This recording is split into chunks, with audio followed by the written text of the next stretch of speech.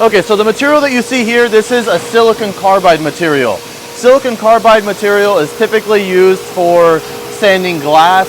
You will also see it sometimes on wood for the final finishing stage on, say, a time saver machine. Sometimes people will use like a 220 or 320 grit because it gives a very nice fine line grain finish. Now, I always compare the silicon carbide with, say, an aluminum oxide belt, which is, aluminum oxide is typically the most common that you see in the marketplace for sanding other types of things like woods or metal.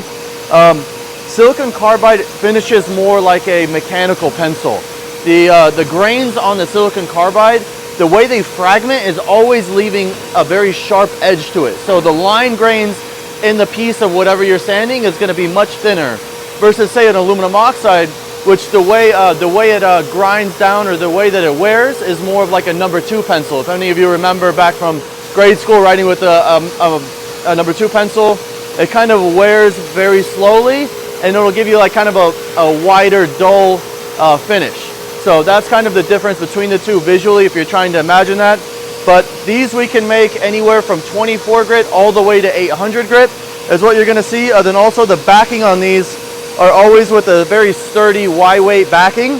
So it can be ran wet or dry. It has a polyester backing that can be ran wet or dry. Again, available in grits 24 through 800.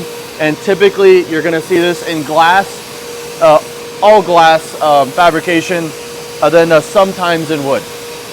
Again, you're going to see it sometimes in metal too. There's always anomalies and situations where certain things make sense, but we're kind of painting with a broad brush here. So this is silicon carbide. If you guys have any questions on silicon carbide or what else it's used for, we can definitely drill down into technical details for you. Just give us a call or shoot us a DM. Thank you.